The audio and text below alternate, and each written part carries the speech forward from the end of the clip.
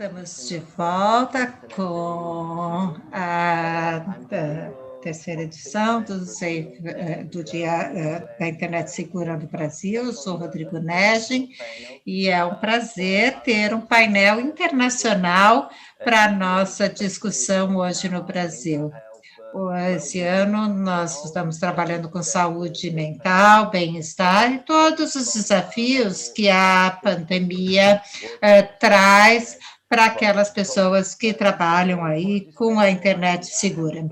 Para esse painel, eu tive o prazer de convidar a Maria Cristina Capello, a MC, que vai liderar esse painel, com pessoas incríveis de diferentes partes do mundo e trazer para o Brasil uma perspectiva verdadeiramente internacional e para saber como os pesquisadores estão lidando com isso e como as pessoas que trabalham aí na linha de frente na promoção da internet segura estão trabalhando. Então, prazer convidar a MC Capello, muito obrigado por estar conosco no Dia da Internet Segura no Brasil. Oi, pessoal, eu vou falar em inglês para eu poder apresentar-lhes as nossas panelistas. Eu não consegui falar com elas, minha câmera não estava funcionando, então, oi, gente. Agora está tudo bem, deu certo. Bom, nós estamos com diferentes horários no mundo, para as pessoas que estão aqui, eu agradeço demais delas terem se juntado a nós e agradeço os organizadores por esse painel completamente feminino aí, com mulheres fantásticas que fazem um trabalho incrível nesse espaço.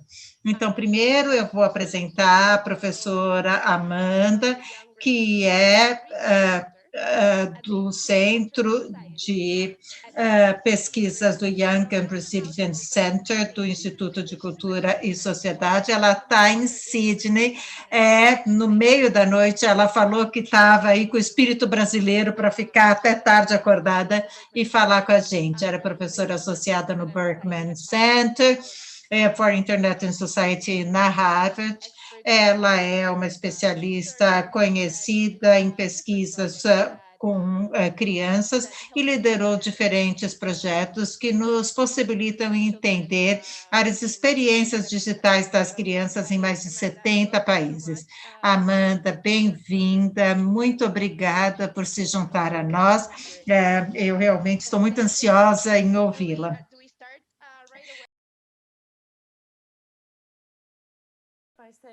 Bom, eu vou começar primeiro agradecendo demais a Safer Internet Brasil pela organização desse painel, e obrigada às minhas co-panelistas, vai ser um prazer ouvir o que vocês têm a dizer.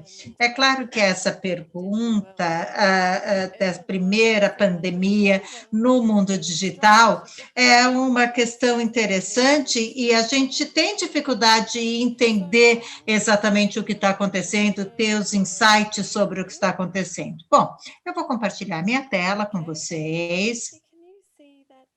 Vocês estão vendo a minha tela? Tudo bem? Sim, estamos sim. Ótimo, muito obrigada. Bom, então, bem no começo aí da pandemia, ficou claro que, em comparação com outras populações, as crianças não estavam muito vulneráveis a serem contaminadas com a Covid-19, mas a crise teve um impacto muito grande nas crianças no mundo todo, e alguns sinais desse impacto é que nós vemos em muitos lugares no mundo 25% de crianças chamando as linhas de ajuda nos países com renda mais alta. Esse número, 25%, foi do começo do ano e eu acredito que ele, obviamente, não baixou.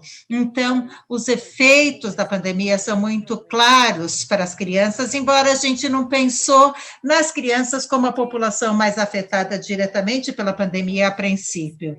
Na verdade, provavelmente a pandemia vai ser uma experiência formadora para essas crianças, mas com certeza não vai ser a única crise que eles vão enfrentar. A pandemia foi precedida, por exemplo, as emergências nacionais dos incêndios para as crianças na área do Pacífico, foram os ciclones que nós tivemos em Camboja, Vietnã, as enchentes catastróficas que tiveram efeitos tão dramáticos quanto a pandemia. Então, são coisas que ameaçam a segurança das crianças no dia a dia. Então, quando a gente pensa em decisões, em como confrontar a pandemia, o papel da internet, a gente tem que tomar cuidado e não pensar que essa é uma crise individual. Na verdade, a gente tem que pensar mais amplamente como a gente pensar na crise que realmente se intersecciona com outras e afetam a vida das crianças hoje e no futuro. Sejam crises que confrontam o estilo de vida deles, mas outras que talvez sejam mais subliminares, como, por exemplo, as mudanças climáticas. Então, nós sabemos que essa situação de desafio não é uma situação transitória. Muito já foi falado sobre as dimensões médicas da pandemia. Para crianças e adultos, a pandemia é mais do que uma crise de saúde. Foi e continua a ser, para muitas crianças no mundo, uma crise no mundo social dessas crianças. Então, as pesquisas mostram que, para muitas crianças, a pandemia foi uma disrupção única na rotina deles, nos relacionamentos, no sentido de segurança, de rotinas previsíveis, o conforto de uma família estável, tudo isso desafiado, tudo isso tumultuado pela pandemia da Covid-19. Nas pesquisas que eu desenvolvi, e basicamente quando a gente trabalhou online com uma equipe das Filipinas, nos resultados nos mostram que o conceito de segurança das crianças depende da estabilidade das relações imediatas deles. Ou seja, a segurança é social, é relacional. Então, a segurança das crianças talvez não tenha sido, talvez tenha sido comprometida por conta da disrupção das redes sociais que a pandemia trouxe. Entre outros fatores, as crianças foram expostas a fluxos de informações de diferentes qualidades na mídia social, em plataformas de vídeo, e também a gente tem que lembrar, pelos fragmentos das notícias, as conversas nervosas dos pais que as crianças acabam ouvindo. Então, na verdade, as crianças estão reportando de estresse e isso não é de surpreender. As pesquisas nos mostram que as possibilidades de crianças ou membros da família pegarem a doença é uma das preocupações menores das crianças. Na verdade, existem outras preocupações, estresse, preocupação, frustração, medo, tristeza, perda, luto, e para muitas crianças essas sensações, essas emoções são muito novas e elas não sabem como lidar com isso. E elas estão desconectadas dos seus pares e para muitos isso é vital para o bem-estar. E também dificuldades em adaptar-se com o aprendizado online. Essa transição para o aprendizado online, que aconteceu no mundo inteiro, foi muito rápida e nem sempre é acompanhada por boa pedagogia.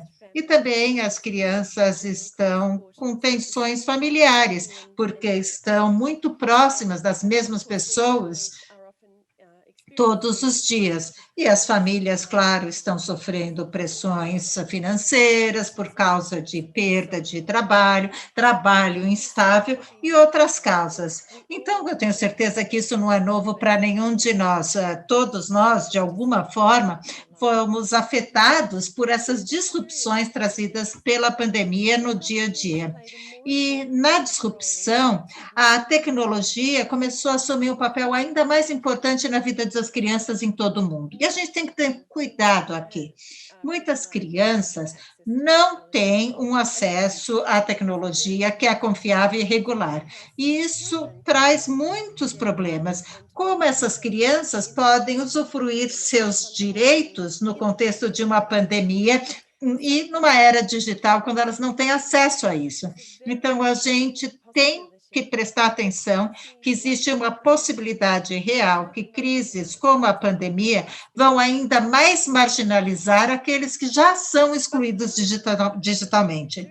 Mas para essas crianças que têm acesso, elas têm preocupações que, por exemplo, as, o aumento do tempo de tela trouxe mais riscos para as crianças, mas a tecnologia também deu uma continuidade super necessária para as crianças. Para eles continuarem a ter conexão com seus pares, continuarem a ter aulas na escola, e também relaxamento, entretenimento, e num tempo onde essas coisas são tão difíceis. Então, a tecnologia é um dos principais itens de continuidade e conexão. Na verdade, ela se torna uma parte da continuidade da vida, o que é incrível, porque antes da pandemia a gente falava de tecnologia como disrupção, exatamente o oposto.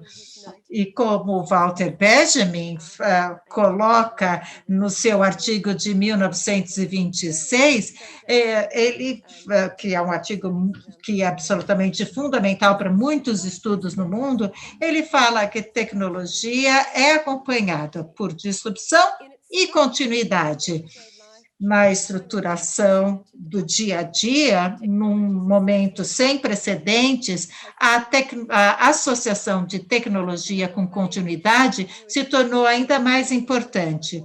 E existe outra razão para a continuidade ser importante, e eu gostaria de destacar isso para aqueles que têm preocupação com uma internet mais segura. Basicamente, os riscos, a gente pode falar, que foram amplificados durante a pandemia, mas muito dos riscos que as crianças estão sendo afetadas por um maior engajamento são as mesmas questões que a gente já conhece e já aprendeu a evitar. Então, é o momento, eu diria, para a gente continuar o nosso trabalho, trabalhar com mais energia na nossa pesquisa. A gente sabe que a pesquisa mostra que o maior tempo online, na verdade, aumenta a probabilidade das crianças vão encontrar mais riscos. E nós sabemos que mais tempo online, ao mesmo tempo, faz com que as crianças consigam desenvolver mais capacidades protetoras. A gente pode falar que durante a pandemia a gente não conseguiu fazer isso com tanta orientação, porque as crianças estão confiando mais nos familiares que também estão sob pressão. Então, as crianças estão passando mais tempo online, há uma possibilidade de maior exposição a risco, e a gente tem que lembrar, é claro, que essas crianças que têm mais marginalização por contas de uma estruturação social, também têm mais probabilidade de estar expostas ao risco do que as outras, porque não desenvolveram tantas capacidades protetoras. Então, nós sabemos que os riscos são acentuados e, para a grande maioria das crianças, as consequências da pandemia é que elas ficam cada vez mais tempo em casa. E isso muda das famílias, como único lugar de proteção, mas nós sabemos que existe cada vez mais um aumento na violência familiar, o que tem um impacto importante nas crianças. E a estrutura que a gente tem de visibilidade, de responsabilidade que estão nos papéis dos pais, foram comprometidos com a pandemia. Então, a gente tem que pensar de forma criativa de como a gente usa a tecnologia para também identificar e contrabalancear o que acontece a porta fechadas dentro das famílias. E ainda mais criativamente, em como alavancar a tecnologia para que as crianças não sejam vítimas online ou offline. Então, basicamente, são questões que a comunidade de proteção à criança já conhece há muitos anos, mas que estão cada vez mais visíveis. Elas vieram à tona com a pandemia. Então, eu diria, para isso a gente precisa de um otimismo cuidadoso, que a pandemia nos dê a oportunidade para que as crianças realmente tenham a proteção dos seus direitos cada vez mais abrangente. E, basicamente, a pandemia nos trouxe, ou talvez nos tenham revelado, as diferentes formas de violência a que as crianças estão expostas, tanto online como offline. Ao mesmo tempo, alguns riscos que nós talvez temos relevado no passado se tornam mais prominentes. Eu gostaria de falar, por exemplo, sobre as quebras de privacidade. Um efeito da pandemia foi ter questionado o senso de privacidade das pessoas. A gente não tem muito espaço para escapar e tudo é muito mais complicado. Mas, por conta desse maior tempo online, as crianças estão mais expostas por coisas talvez não tão explícitas em relação à coleta de dados das empresas de tecnologia, o que tem implicações na sua privacidade e na sua segurança como um todo. Como a gente pode ver, e aqui em algumas citações, algumas declarações de crianças em diferentes partes do mundo, que foram pedidas para fazer comentários aí nos seus ambientes de ambiente digital, desculpe, sobre os direitos das crianças no ambiente digital, e basicamente são crianças que sabem muito pouco em relação a como os dados que elas estão compartilhando estão sendo utilizados, o que pode ser comprometido. Elas gostariam de ter muito mais transparência, uma educação mais robusta em relação à sua privacidade, e esse foi um sentimento que apareceu nos 27 países em que nós trabalhamos com essa consulta. E é claro que nós temos que lembrar que a coleta de dados e a consequente privacidade das crianças pode ser comparada com outras tecnologias, tecnologia de vigilância e aplicativos que são utilizados para a proteção da população. O que isso significa para as crianças estarem sob vigilância? Elas se sentem mais seguras, como a gente poderia achar, ou a gente está normalizando uma vigilância que traz também outro tipo de perigo para as crianças à medida que elas crescem? Só um recente exemplo, eu tive um fórum de violência doméstica na Austrália, e basicamente as pessoas falavam que as crianças agora esperam ser vigiadas, que é um efeito, que causa um efeito importante nos relacionamentos das crianças. É cada vez mais normal, eles me disseram, para uma menina ou um menino saberem exatamente onde o namorado ou a namorada está em qualquer ponto do dia, o que é uma atitude muito não saudável nas crianças, para alimentando essa cultura da vigilância. E, na verdade, algumas atitudes de vigiar os outros não estão muito longe dos tipos de atitudes que os violadores se engajam. Então, a gente tem que pensar nisso, como a cultura da vigilância e outras mentalidades aí que estão sendo desenvolvidas nas práticas de tecnologia podem afetar e ter um impacto negativo no bem-estar das crianças com o futuro. E, é claro, a vigilância da população em todo aumenta, e aí os direitos de privacidade de crianças que estão nessas famílias mais violentas são comprometidos. A tecnologia amplifica os mecanismos de controle daqueles que exploram e violentam as crianças. O futuro não é claro, mas a gente não pode deixar de abordar essas perguntas difíceis, e o tempo é agora.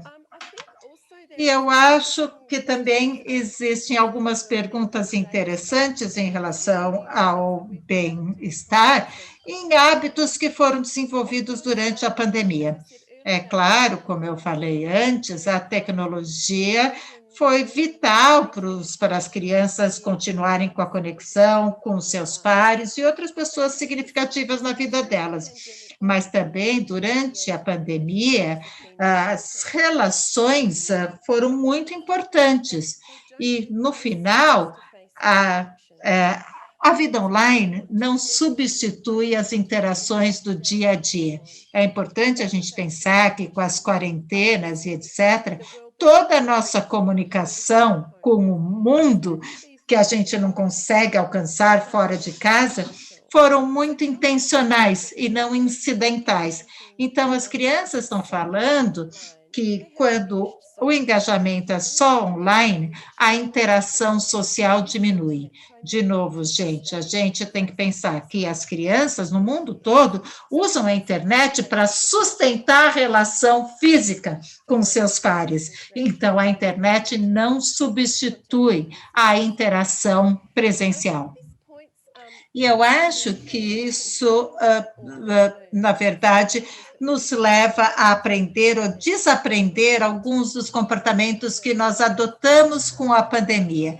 Nós nos distanciamos do mundo face a face, e as crianças precisam, de novo, reequilibrar esse engajamento presencial e online. Então, o tempo online pode ser benéfico, pode ser precioso, mas ele precisa diminuir à medida que nós formos reestabelecendo as dimensões físicas das nossas relações sociais. Talvez a gente não volte para o normal pré-Covid-19, mas a gente precisa aprender a reconectar com uns aos outros fisicamente, e que as crianças tenham essa oportunidade. As crianças precisam aprender isso, mas os adultos também. E uma das coisas importantes que vem aí da nossa última consulta é que as crianças veem aí um padrão duplo em relação aos pais e como eles se comportam com a internet. Eles dizem, faça isso, fala aquilo, vai ser bom para você, vai ser bom para a sua saúde mental, mas aí os pais não seguem suas próprias regras. Ficam o tempo inteiro no telefone, no computador, vendo as atualizações das notícias. Eu faço o que eu falo, mas não o que eu faço, né? Os pais são um dos principais modelos para os filhos. Então, está mais do que na hora a comunidade de segurança da internet relembrar os pais que eles têm um papel importante aqui e ajudá-los a regular as suas boas práticas e modelar boas práticas para os filhos. Então, muitas das estratégias de tecnologia que nós estamos utilizando para lidar com a pandemia foram assimiladas muito rapidamente e, basicamente, tentaram ajudar as crianças sem eliminar aí os desafios num ponto de disrupção. Não, mais do que nunca, nós temos que parar e pensar. A pandemia urge ações do governo e da sociedade para lidar com os desafios nas vidas das crianças com o uso aumentado da tecnologia. Os riscos são reais, são preocupantes, mas nós, na verdade, só pensamos em soluções simples, que não funcionam. Então, na verdade, o trabalho que nós precisamos fazer é mais difícil, leva tempo, mas é importantíssimo que a gente engaje as crianças nessa iniciativa à medida que a gente avança. O trabalho tem que começar agora. Os governos têm que trabalhar com inclusão digital, trabalhar com uma estrutura de regulação que proteja as crianças e pais, professores e outros adultos importantes nas crianças têm que guiar as crianças online com todos os recursos possíveis. As empresas de tecnologia têm que garantir que as crianças têm tudo o que precisam com segurança e as crianças precisam informações e apoio em relação ao impacto econômico e social da pandemia em suas vidas.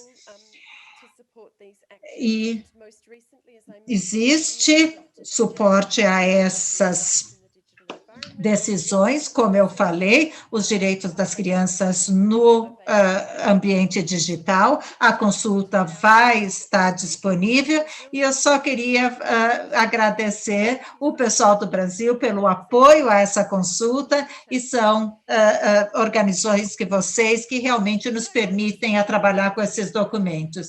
Mas eu quero terminar num ponto positivo, a gente tem uma oportunidade importante nessa pandemia. Durante a pandemia, a tecnologia apareceu cada vez mais. Tem um senso de aceitação que a tecnologia vai fazer parte da vida das crianças no futuro. Então, agora, a gente tem uma janela única de oportunidades que a tecnologia pode oferecer às crianças. Pela primeira vez, a ênfase é menos em tecnologia sendo um problema, mas sim como pode ser parte de uma solução. No entanto, a gente ainda precisa reconhecer ou imaginar todas as maneiras que a tecnologia pode ser utilizada para realmente facilitar a vida das crianças.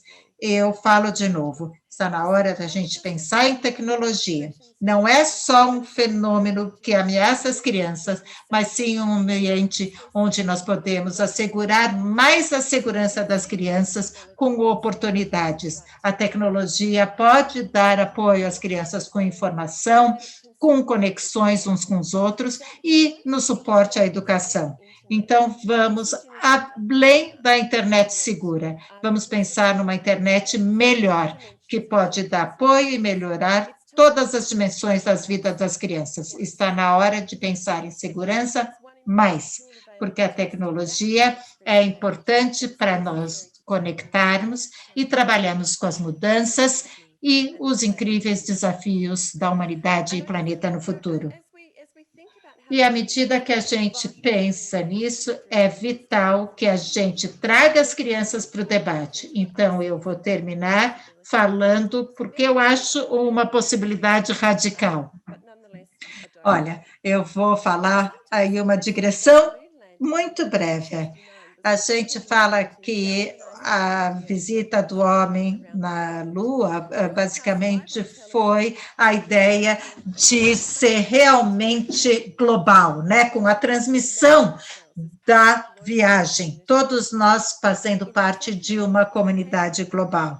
Da mesma forma, na pandemia, as crianças estão se engajando online como um público global, indo para as escolas globalmente e online. Pela primeira vez, nós estamos pensando em nós mesmos como uma possibilidade global. Vamos imaginar se a gente poderia fazer com que as crianças pudessem se unir para uma mudança social, como a gente vê, por exemplo, nas questões de mudanças climáticas, um movimento incrível. E essa é a minha experiência para as crianças no futuro, seguras, inspiradas e capazes de utilizar a tecnologia para um mundo melhor. Muito obrigada. Muito obrigada. Obrigada, Amanda, foi ótimo. Foi ótimo ver como que você explicou esses pontos. Eu só queria recapitular rapidamente antes de eu passar para Janice. Alguns pontos de destaque para mim é que nós não podemos garantir um acesso confiável ou geral para todos, e é justamente a socialização das crianças, às vezes acontece justamente ali. Eu moro na cidade do México, meu filho tem 5 anos e ele é um menino de sorte, e eu tenho certeza de que no caso da Amanda e no caso da doutora Ranjana também vai falar como é a situação no seu ambiente, mas é de cortar o coração, às vezes, ver essa situação, porque a gente não só tem que resolver o problema agora, mas nos prepararmos para quando voltarmos para o mundo offline. E a questão do papel dos pais, como que nós podemos dar apoio para as crianças e para os pais, né? Então, eu sei bem como é que é isso. Imagina como é que é a dificuldade das crianças que nem sequer têm essa possibilidade de se comunicar com os pais bem. Agora eu vou passar para a doutora Janice Richardson, que é uma palestrante, uma inovadora na parte de projetos, autora e coautora de dezenas de livros, já publicou mais de 100 artigos sobre cidadania digital e proteção infantil. Eu adoro esse tema e eu quero ver como é que ela vai falar como é que foi esse desenvolvimento ao longo dos anos e como é que estamos nessa situação agora, em que quase todas as crianças estão fazendo aulas online. Nós não sabemos exatamente como é que isso vai virar e como é que os professores estão lidando com isso. A Janice também participa do Conselho da Europa e de outras instituições, como Unesco, Unicef, sobre vários tópicos desde o início dos anos 90 e também na rede InSafe da Comissão Europeia já há 10 anos. Quero dar as boas-vindas a Janice e gostaria de elogiá-la pelo seu trabalho. Muito obrigada e boa tarde a todos. É um prazer estar aqui com vocês hoje. Eu gostaria de compartilhar algumas das minhas ideias sobre uma internet mais segura e também sobre essa catástrofe mais recente.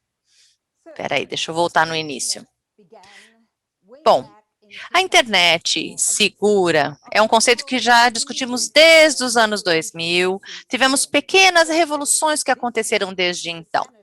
Essa daqui é uma crise sanitária que estamos vivenciando atualmente, mas já em 2004 também tivemos crises, ou então quando o iPhone lançou a internet no bolso em 2007, em 2009, tínhamos muitos aplicativos, depois tudo isso foi mudando. Em 2015, nós descobrimos que as crianças em todo o mundo já estavam online desde que eram bebês. Isso era uma coisa impressionante. Temos pesquisas recentes que veem que os pais já deixam crianças de 2 anos usarem a internet e eles consideram que a internet tem um impacto crucial na vida de seus filhos. A privacidade também tornou-se uma preocupação muito grande em 2018. Nós tivemos, inclusive, normas de privacidade dos dados e proteção dos dados que tomou uma nova direção no mundo. Ao longo desse período, houve uma mudança gradual. Nós não estamos mais analisando os riscos. Então, as plataformas é que têm que se tornar mais seguras. Nós começamos a analisar as crianças e também o bem-estar social e emocional dessas crianças.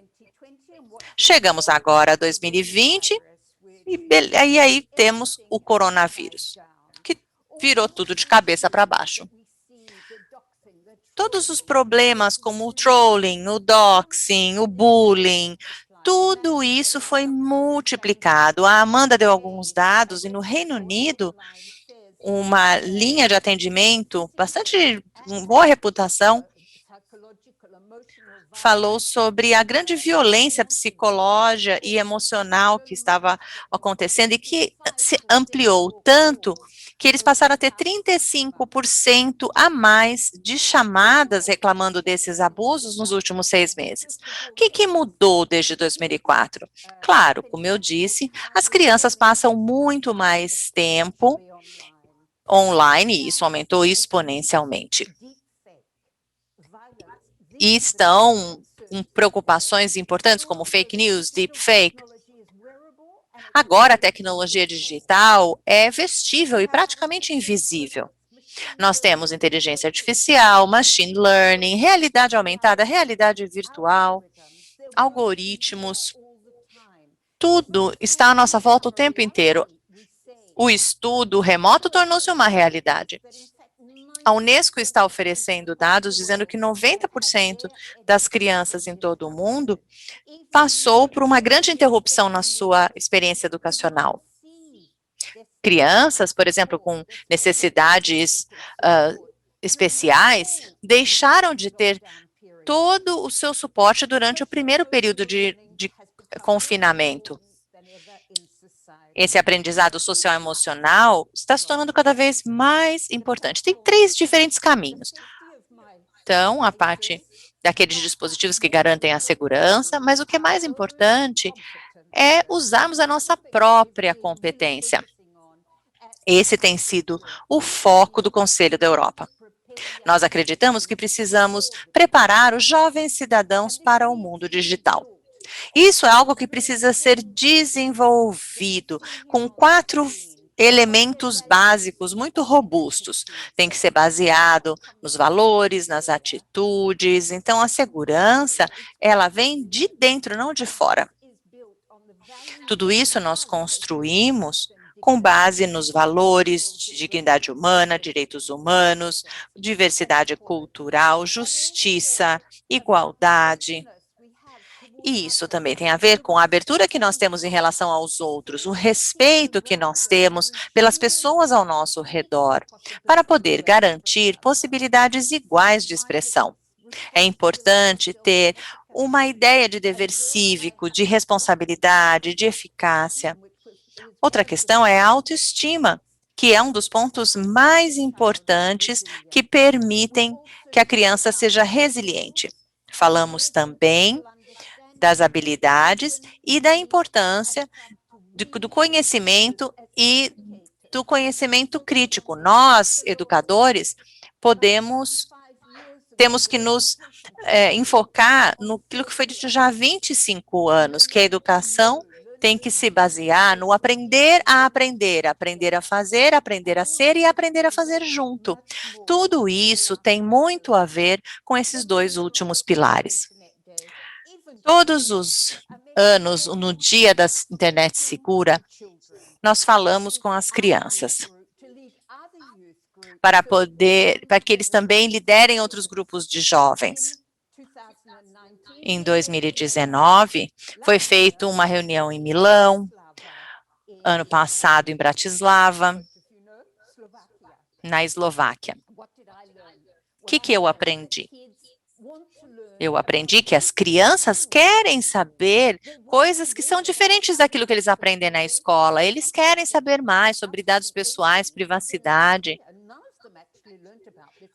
Agora, eles estão até aprendendo isso na escola, mas nessa época eles já queriam saber sobre ética, sobre as regras daquilo que fazemos online. No caso de um ataque cibernético, o que fazer? Como que eles podem desenvolver a sua autoestima e ajudar as pessoas envolvidas numa situação de bullying para encontrar outras formas para poder despejar a sua raiva e a sua frustração para canalizá-las de forma diferente. No Conselho da Europa, nós decidimos que nós precisávamos fazer atividades diferentes, e é o que fazemos online. Nós começamos com o Being Online, depois o Well-Being Online e depois Rights Online. São 3 linhas de publicações. É importante ter essa presença digital, a comunicação, a parte de conscientização. Quando nós temos esse contato online, nós consumimos conteúdo. Então, como consumidores, como podemos fazer? Aqui tem a parte de um manual sobre educação de cidadania digital. Ele mostra aos professores, famílias e legisladores o que pode ser feito para garantir que todas essas atividades em todos esses domínios possam ser consideradas dentro de uma perspectiva educativa. Nós precisamos, por exemplo, a questão de como que a gente vai entender reconhecimento facial. Quanto que se aprende disso na escola, né? Essa é informação de um manual que nós publicamos, que se chama All Aboard for Digital, ou seja, todos a bordo para o mundo digital. São vários exercícios, os jovens podem aprender mais sobre inteligência artificial, porque todos nós estamos conectados e conectados de diversas formas. O Dia da Internet Segura começou em 2004. E sobreviveu todo esse tempo. Nós já temos uma presença em muitos países. Primeiro, um ponto importante desse dia é que ele gera sinergia entre os atores e as iniciativas. Também gera uma transferabilidade, ou seja, nós contamos uns aos outros o que estamos fazendo, mostramos como que esse conhecimento pode ser aplicado em diversos contextos, e não só online. Porque a maior parte das atividades do Dia da Internet Segura até o ano passado foram feitas offline. E podemos fazer uma avaliação, aprender da nossa experiência e ver onde estão as lacunas. Ano que vem, talvez a gente pode ter mais ideias, mais boas práticas. Podemos ter essa replicabilidade. Eu acho que isso vale para qualquer tipo de iniciativa de conscientização, porque sempre temos essa questão da sinergia. Podemos envolver a indústria, os pais. Fizemos uma pesquisa com milhares de pais em 17 países europeus. 1 em cada 3 pais estavam convencidos de que ajudar os seus filhos a serem um cidadão digital é um tipo de habilidade que vai ser muito importante na vida deles.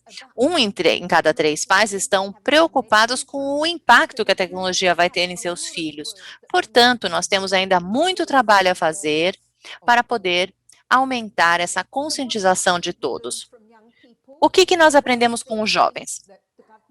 Eles acham que o governo, o setor privado e a sociedade civil têm que garantir que os termos e condições sejam mais fáceis de serem entendidos, que haja leis melhores para evitar assédio sexual, extorsão sexual, que tenham mais restrições, maiores multas para nos proteger contra perfis falsos e roubo de identidade. Eles também querem encontrar formas de orientar, oferecer um guia àqueles que estão chegando à internet, para que eles saibam quais são os primeiros passos que devem tomar e já desenvolver bons hábitos. E eles querem também ter uma campanha tipo a do Me Too para as vítimas de todos os tipos de ataques, desde de dano a si próprio, suicídio, violência online e crimes de ódio. E eles pedem, em relação às redes sociais, que não estimulem as notificações e que coloquem também um botão tipo de dúvida quando você questiona um conteúdo.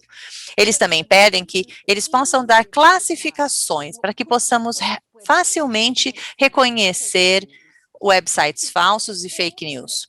Sugerem que integremos todos os dispositivos conectados com um aplicativo. E para poder usar aquele aplicativo, a gente tem que primeiro lutar contra um vírus real. Talvez seja até melhor do que aprender de um manual de usuário super chato de ler. Seria uma situação de contra-ataque. E, finalmente, o que eles pedem também é evitar que a gente consiga usar uma única senha para acessar as contas, possa usar a mesma senha para vários ambientes. É importante também obter um suporte para quem precisa de ajuda ou fazer algum tipo de denúncia. Por exemplo, configurar um blog para poder ter uma ajuda em tempo real de especialistas e de forma anônima. Sugerem também que a gente simplifique e reduza o número de etapas envolvidas para se pedir ajuda ou fazer uma denúncia, e também oferecer um tipo de auxílio presencial para certos tipos de denúncias. Também oferecer espaços onde as pessoas possam oferecer sua ajuda, sua experiência em certas questões específicas. E os educadores dentre nós percebem a importância disso, a importância de desenvolver a metacognição para que eles melhorem o seu lóbulo frontal e entendam melhor as consequências de suas ações.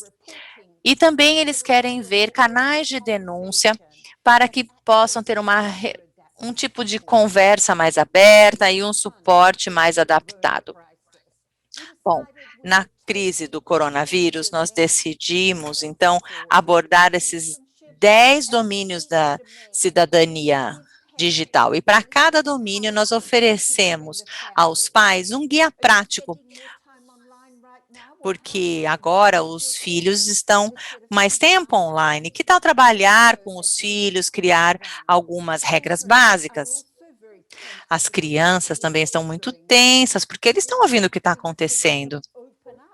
Nós temos que deixá-los se abrir das suas ideias, ouvir o que eles têm a dizer, já que nós queremos que eles tenham uma participação ativa na sua vida e na dos outros. E nós criamos um jogo chamado Beat the Virus. Então, ganhe do vírus. É um jogo de tabuleiro, faz perguntas sobre o vírus, oferece soluções, um ajuda o outro a ter um pouco mais de empatia. Basicamente era isso que eu tinha a dizer, gostaria de agradecer a todos pela atenção. Esses são os jovens com os quais eu trabalhei nos últimos 4 anos, para levantar ideias, para gerar as publicações que fizemos e ajudar as crianças em seus países, crianças que representam 9 países diferentes. Eles fizeram workshops, essa educação entre pares que é tão importante foi realizada. Este ano também eles vão gerar mais mensagens em relação ao que eles esperam de nós, os adultos e especialistas em segurança. Obrigada. Thank you, Janice. That was wonderful. Muito obrigada, Janice, foi excelente. Como educadora e como observadora do nosso comportamento, eu achei muito interessante seus comentários. Gostei a maneira como você reuniu tudo, né, o papel de todos nós, inclusive nós que trabalhamos em plataformas. Apesar de ter outras sugestões também, como que, por exemplo, você mencionou a questão do apoio ao cliente, né? Sim, nós precisamos divulgar formas de melhorar todos esses aspectos. Gostei também o fato de você ter levantado a importância do aprendizado na escola. Claro que todos estamos desenvolvendo resiliência, mas precisamos aprender ética, regras. Então, como que podemos ajudar alguém que está sofrendo bullying, por exemplo? E estamos aprendendo mais, inclusive, através de inteligência artificial. Acho que vai afetar a vida de todos. Adorei o joguinho. Essa é uma excelente forma de reunir todos da família. É muito importante não perder a oportunidade de conversar em família. Ou também com os professores.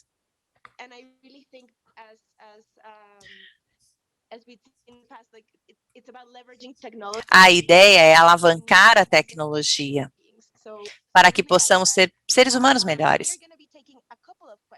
Nós vamos abrir para algumas perguntas. Eu sei que nós estamos atrasados, mas antes de avançar,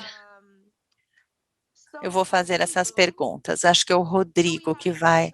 Eu vou apresentar a única painelista, também de um outro grande mercado. Ela é uma ativista social renomada, publica muito. Doutora Ranjana Kumari é diretora do Centro de Pesquisa Social e também presidente do Women Power Connect. Quero ouvir mais sobre o que ela tem a dizer, eu não a conheço ainda. Ela dedicou a sua vida ao empoderamento de mulheres em todo o Sudeste Asiático, o Sul da Ásia. Então, fala como que as famílias podem se tornar esse local, essa comunidade. Então, doutora Kumari, a palavra é sua. Oh, I think you're on mute. We can't hear you. Which is, Acho que a senhora está mutada. there you go. Is done? Can you hear me? Agora sim. Perfect. Thank you. Thank you. Muito obrigada. Muito obrigada por essa excelente oportunidade de compartilhar as minhas ideias. Quero agradecer Tiago pelo convite e o Rodrigo aqui também por me ajudar com as questões de conectividade.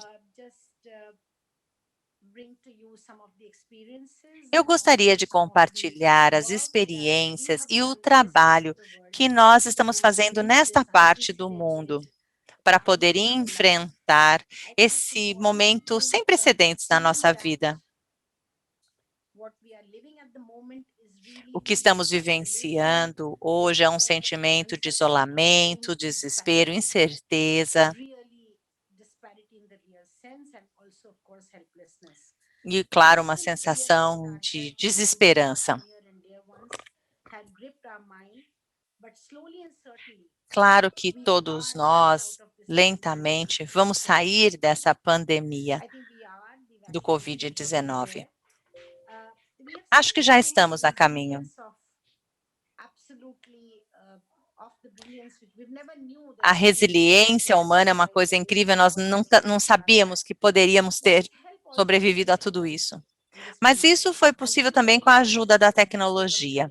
E é por isso que eu gosto do fórum de hoje, porque nós estamos falando sobre a experiência cibernética, como que as pessoas estão trabalhando com essa questão da conectividade.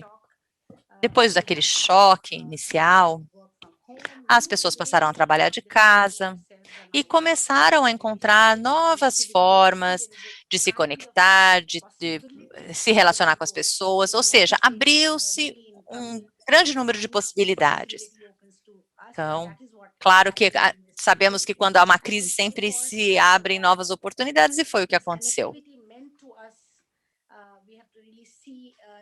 Claro que nós precisamos fazer uma análise um pouco mais profunda do que aconteceu com essa nova vida que todos nós tivemos que adotar para poder combater a pandemia e sobreviver como raça humana. Nós ouvimos muito a discussão sobre as crianças, mas eu gostaria também de falar das mulheres mais especificamente. O que as mulheres fazem em casa, claro, foi muito valorizado agora nesse período. A grande contribuição positiva que as mulheres tiveram em casa elas receberam esse reconhecimento.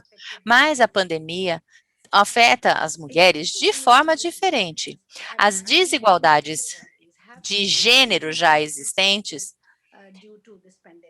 agora, na pandemia, ficaram ainda mais claras. Na Índia, por exemplo, só para dar uma ideia, os casos de violência doméstica, ou seja, os casos denunciados. Então, assim, e normalmente a mulher faz essas denúncias depois de ter tido 10 casos, mas esses casos de violência doméstica praticamente dobraram. Isso chamou a atenção do governo, porque só em março foram 116, 127 casos, claro que não para o país inteiro, mas a metade daqueles que trabalhavam na linha de frente, grande parte eram mulheres e sofreram muito. Tivemos muitas histórias que as pessoas não queriam trabalhar com as mulheres especificamente, que não queriam que as mulheres falassem, né, lá na linha de frente, como trabalhadoras, que as pessoas tinham que fazer testes, etc. E, normalmente, as mulheres trabalham na atenção primária, são as trabalhadoras na linha de frente. Mais de metade das adolescentes tiveram um aumento da carga de trabalho porque agora estão cuidando de crianças em casa. Não devemos esquecer o aumento também dos problemas de saúde mental, que atingiram níveis alarmantes durante a pandemia. Os serviços de terapia, de aconselhamento, para poder ajudá-los com as questões de saúde mental, tornaram-se muito mais limitados, porque toda a atenção da área de saúde passou seu foco, claro, ao tratamento da própria Covid. E muitas pessoas, além de tudo, perderam seus empregos. Com isso, tem um aumento maior de todo o ônus de cuidar das crianças, do trabalho da casa, e isso pesou muito no caso das mulheres. O acesso aos serviços de saúde foi muito mais difícil também, especialmente dos trabalhadores que eram migrantes e eles voltaram para casa. E eles caminharam quilômetros e quilômetros para voltar. Muitas mulheres tinham muita dificuldade de ter acesso aos serviços de saúde. Isso atrapalhou, inclusive, o atendimento de saúde da mulheres gestantes, por exemplo. Além de tudo isso, além dessa questão da atividade econômica, também levou a mais casos de suicídios, porque as pessoas perderam emprego da noite para o dia, elas só traziam para casa o suficiente para uma sobrevivência e ainda por cima perderam seu emprego. Tivemos um aumento da violência e que também aumentou o número de abortos realizados de maneira insegura. Há uma urgência em si atender todos esses problemas. O que nós podemos fazer como uma instituição, como pessoas que estamos trabalhando para poder proteger os direitos das mulheres? Na nossa instituição, nós começamos a usar a tecnologia, oferecendo serviços de apoio psicológico online para as pessoas, oferecendo, então, suporte para questões de saúde mental, suporte, inclusive, jurídico para pessoas que haviam sofrido violência doméstica. Também oferecemos serviços de emergência e de crise na Índia. Nós juntamos forças com a polícia e aí oferecemos mais serviços. As pessoas não estavam preparadas para lidar com essas situações. Quando eles ouviam falar de que alguém estava muito deprimido e cometia um suicídio, eles nem sabiam muito bem o que fazer. Então, alguns policiais, por exemplo, tentavam chegar rápido, a fazer um atendimento rápido, quando eles tinham esse tipo de informação de um potencial suicídio. Mas isso foi um impacto grande, porque eles perceberam que não havia um treinamento adequado para isso. Nós precisamos de mais financiamento. Na época, no início da pandemia, não havia esses fundos, porque não havia grandes investimentos para a infraestrutura. Ainda temos essas lacunas. Temos que pôr mais pressão nos grupos internacionais para esse tipo de programa de saúde mental, e que são subfinanciados. É algo que nós precisamos conversar e discutir com agências nacionais e internacionais. Além do aumento de financiamento, precisamos também aumentar a capacidade para o atendimento de problemas de saúde mental. De acordo com a OMS, tenho certeza que todos sabem disso, os serviços de saúde mental tiveram um aumento de demanda em 93% dos países, e por conta da pandemia, de 67 dos países que foram pesquisados, muitos desses serviços simplesmente foram interrompidos. As pessoas já sofriam com problemas de saúde mental, elas já sofriam com isso, e agora não podiam ter acesso a serviços terapêuticos. 65% dos países da OMS também sentiram uma redução drástica nesses serviços. Mais de 70% dos países que participaram na pesquisa também tiveram um aumento da procura pelos serviços de saúde por causa da interrupção das aulas. Também esse suporte psicossocial deveria fazer parte do plano de resposta, mas muitos não tinham financiamento adequado. Na Índia, essa falta de interação com os prestadores de serviços de saúde aumentou os problemas. Ter uma boa saúde mental é crucial. Por isso que as mulheres são tão afetadas por isso. A Covid-19 interrompeu grande parte desses serviços em todo o mundo, justamente quando elas mais precisavam desses serviços. Nós precisamos investir mais em programas de saúde mental que vão salvar vidas durante a pandemia, porque a pandemia não acabou. Não temos que esperar até o final da pandemia. É claro que na Índia, os casos já caíram, a vacinação já começou, mas a gente não sabe ainda quanto tempo ainda sofreremos com isso. Então, nós precisamos pensar ainda nos tempos de pandemia e depois disso. Quais são algumas das sugestões de solução que nós propomos? Eu tinha um PowerPoint, é uma pena que não possamos mostrar, mas não tem problema, eu vou falando basicamente o que eu queria. Algumas das sugestões é que nós tenhamos mais profissionais e reuni-los com legisladores e também membros do governo para desmistificar alguns mitos que nós temos, porque muitas vezes esses preconceitos impedem que as pessoas busquem ajuda. Nós precisamos ter campanhas nesse sentido. Esses serviços psicossociais, tanto para pessoas da população como para profissionais da linha de frente, como já foi feito em outros programas.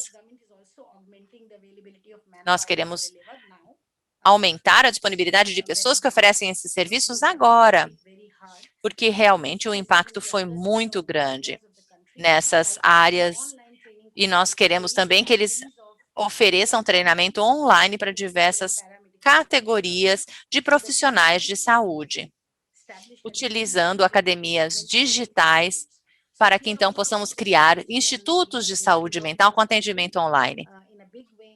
Nós queremos ajudar, inclusive, a entregar esses programas. Agora eu gostaria de tocar num outro ponto muito crítico. Dezenas de milhares de profissionais perderam seu trabalho, especialmente mulheres. 15% das mulheres perderam o seu emprego imediatamente no início da pandemia e continuaram a perder durante toda a pandemia. Grande parte das mulheres da Índia trabalham no setor informal da economia, que foi mais impactado. E isso afetou aqueles tipos de trabalhadores que tinham os seus pequenos negócios em casa, e 94% das mulheres que trabalham na força de trabalho estão no setor formal. Normalmente elas são consideradas trabalhadoras domésticas, pessoas que têm pequenos negócios em casa, às vezes também na indústria de fitness, de spas, também na parte de atendimento e em algumas empresas multinacionais. Essas mulheres que tinham empregos formais também foram impactadas. E mesmo agora, o governo ainda não conseguiu colocar todos os recursos necessários nesse setor da economia. Nós não vemos esse tipo de aumento. Então, mesmo as mulheres com empregos formais estão tendo muita dificuldade. Então, tem questões de saúde mental, questões de violência doméstica que se tornaram muito críticas. A sobrevivência está cada vez mais difícil para as mulheres e para as crianças, é claro. Claro que nós temos um impacto muito maior, o ônus é muito maior sobre a mulher. Nós podemos usar a tecnologia para desenvolver programas que ajudem as mulheres a desenvolver suas habilidades nessa área. É claro, a gente pensa, tá bom, as aulas agora estão online, mas nem todas as crianças têm essa facilidade. Quem se dá bem são as mulheres mais ricas, as famílias mais ricas. E aqui na Índia, o que acontece é que mantém-se os meninos nas escolas, mas as meninas não. Então, elas não têm acesso à tecnologia. Claro, nós temos uma grande penetração na parte de celulares, mas não com smartphones, elas não sabem usar. Então, normalmente, os meninos têm acesso à educação, mesmo online, e as meninas não. Isso aumenta ainda mais esse tipo de problemas, de diferenças entre gêneros. É importante que essa inovação chegue também às meninas. Um outro ponto bem importante que devemos levantar é que, claro que os professores não receberam treinamento para fazer educação online. Não foram envolvidos nessa discussão. Nós fizemos um programa em parceria com a Facebook na Índia e outras empresas de tecnologia, e nós já temos 500 mil alunos, professores e diretores de escolas envolvidos nesse programa para que possam fazer acesso seguro à internet. Nós esperamos que esses programas sejam ampliados pelo Ministério da Educação. Temos agora um maior número de pessoas treinadas, infelizmente só 27% dessas pessoas eram mulheres. Grande parte deles não pôde participar desse tipo de treinamento. Em relação à cidadania digital e segurança digital,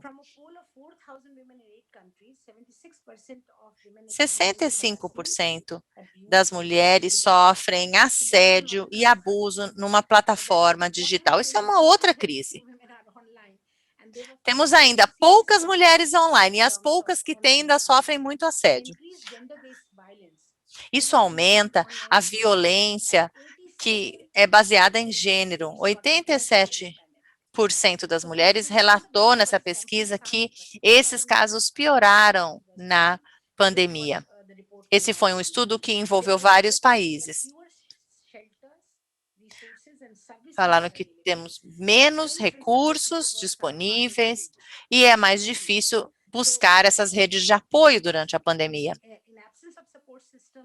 Então, na falta de um sistema de suporte, esse tipo de abuso acaba acontecendo mais, aumentando os problemas de saúde mental.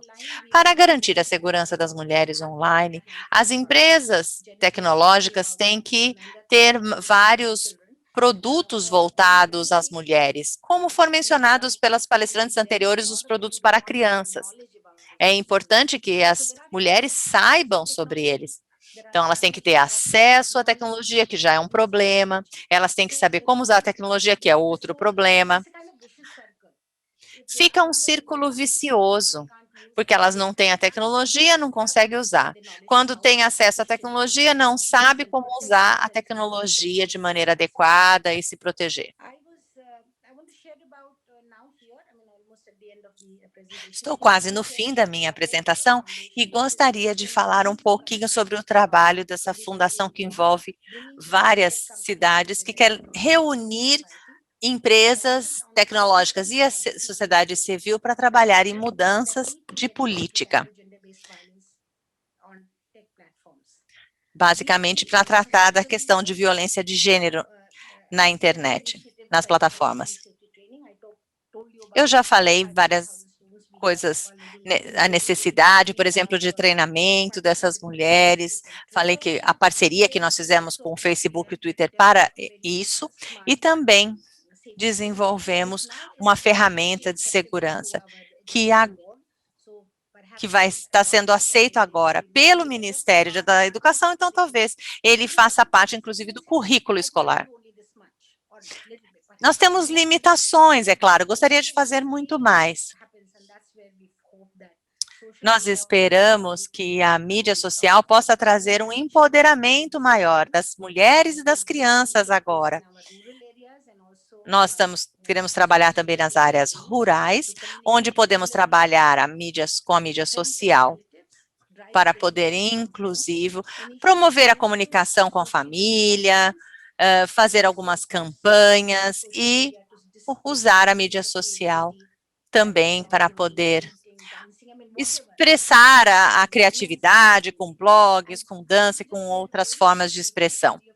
Rapidamente, eu queria contar a história da Selma, que se envolveu um grande problema ela tinha um negócio e ela fazia sapatilhas muito simples, produzidas manualmente, e ela usava a mídia social para promover o seu negócio.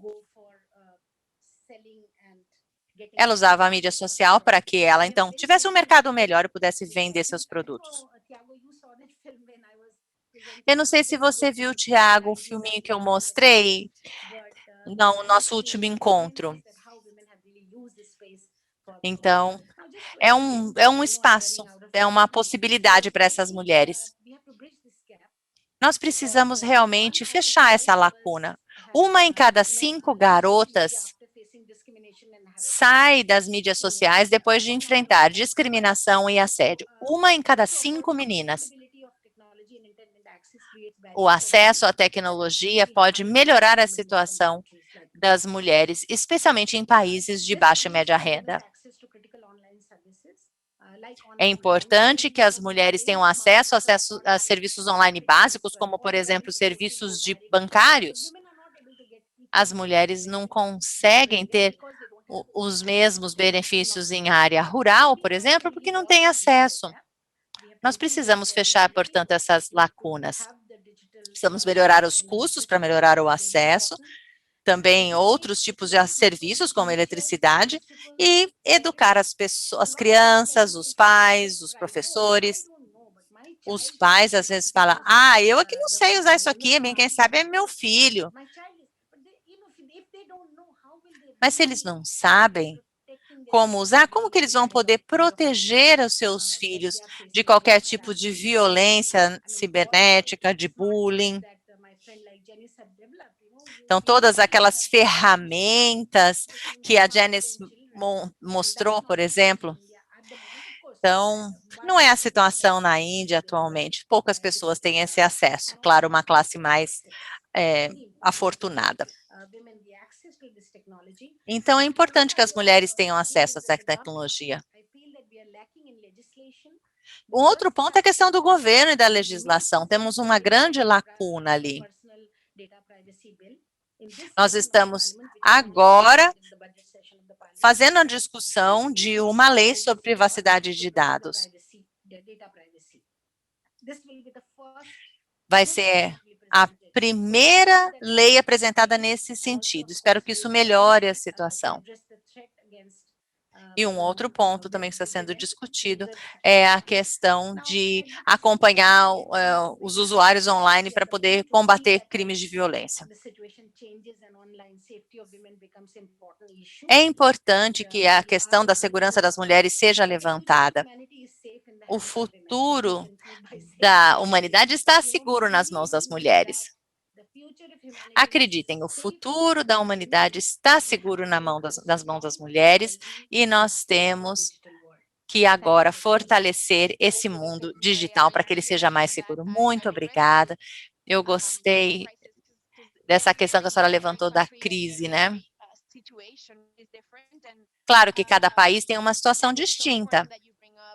É importante a senhora ter levantado essa questão da saúde mental e também da violência doméstica como fatores que afetam não só o bem-estar digital da pessoa, mas os seus filhos também. Esse é um ponto muito importante. É importante dar todo o apoio às mães, através de legislação, através de recursos dedicados. Um outro ponto que eu queria mencionar em relação à parceria que o Facebook tem com os professores, os diretores de escolas, é uma iniciativa que está sendo feita não só na Índia, mas em outros países também. A questão também do comércio eletrônico é importante. É importante manter esse tipo de mentalidade.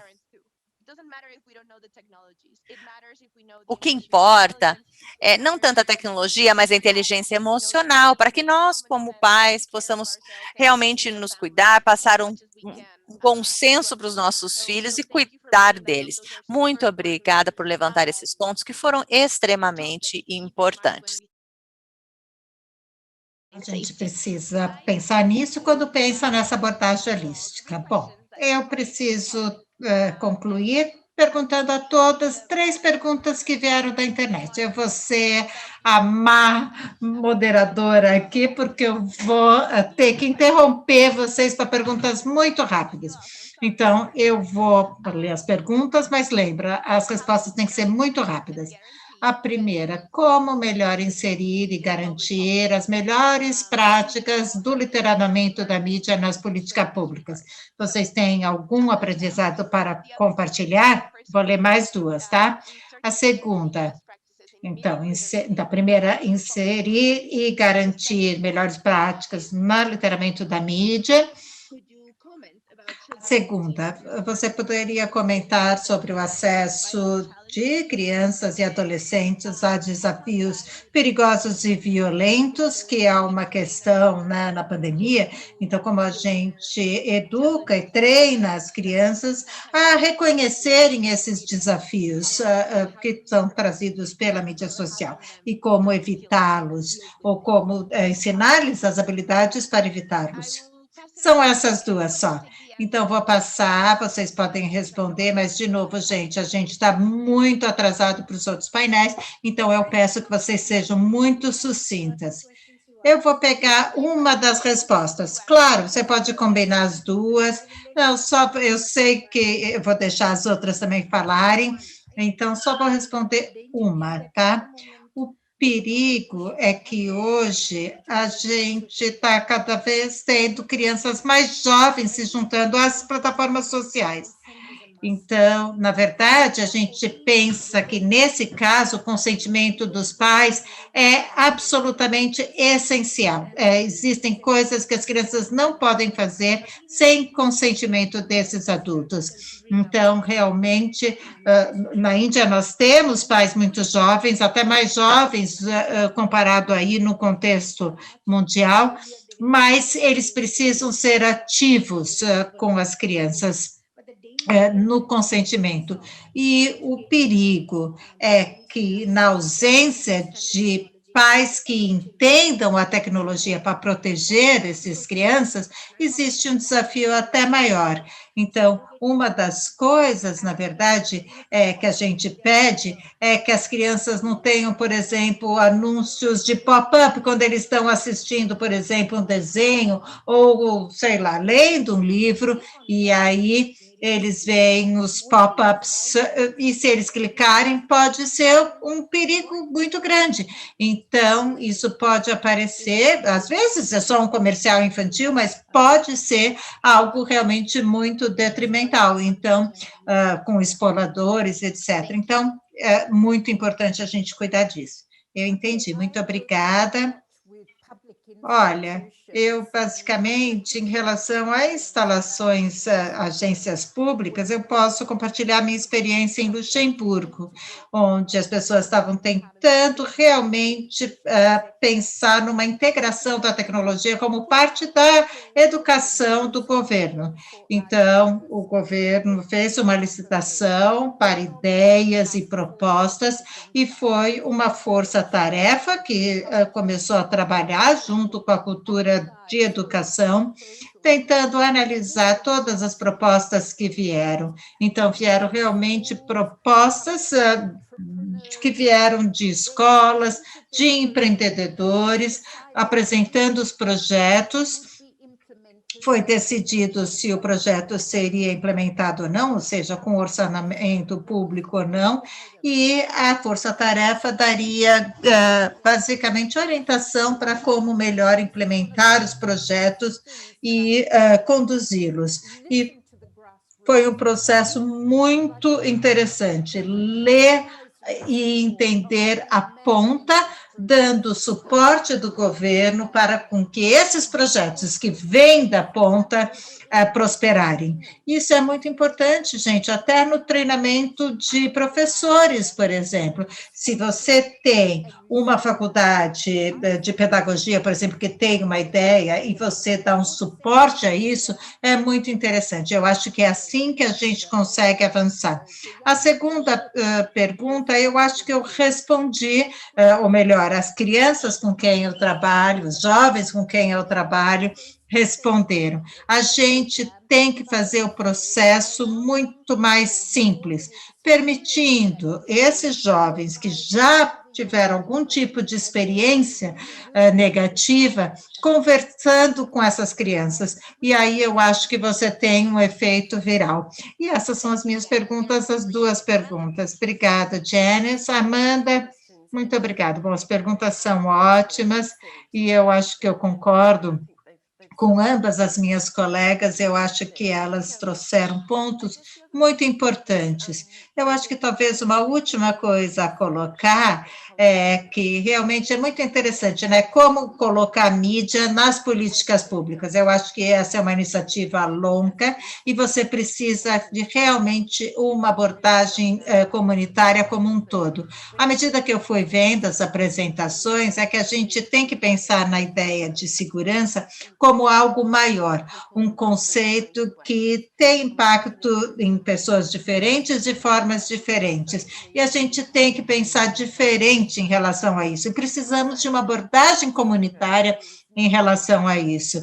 E isso envolve não só políticas públicas de cima para baixo, mas também os usuários de baixo para cima que formam essas políticas. Talvez um dos maiores desafios, eu diria, é que além de ouvir os jovens, ouvir o que eles precisam para receber ajuda, a gente tem que ter cuidado como adultos para não amplificar os desafios que a gente está vendo acontecendo. Nós tivemos aquela baleia azul, nós tivemos vários desafios complicados que basicamente foram reportados pela mídia, os pais ficaram assustados, alguns governos me chamaram para consultoria para lidar com essas coisas, e na verdade fomos nós que criamos o fenômeno, e aí as crianças começaram a se preocupar com isso.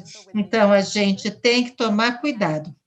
A gente tem que não panicar quando a gente vê algumas coisas, ouvir as crianças em relação ao que eles precisam e trabalhar muito de próximo a eles para resolver os problemas. Gente, muito obrigado, foi incrível compartilhar esse painel com vocês três, muito obrigada, Internet Safe, por nos trazer junto, nos juntar hoje. Foram lições importantes para a gente pensar em cada um dos nossos países, e eu, particularmente, só queria dizer que realmente eu sou muito grata de ser parte dessa discussão, ouvir o feedback de vocês, porque realmente a gente sempre quer ser melhor. Às vezes a gente não consegue, né, entregar todas as melhores ideias que aparecem, mas pelo menos nós temos uma equipe dedicada à segurança e a gente sempre quer ouvir-lhes, e eu agradeço demais. Bom, gente, a gente vai parar agora por uns minutinhos, e agora a gente vai fazer um painel em português sobre a situação no Brasil, com tradução para o inglês. Muito obrigada, eu aprendi demais nesse painel. Obrigada, tchau.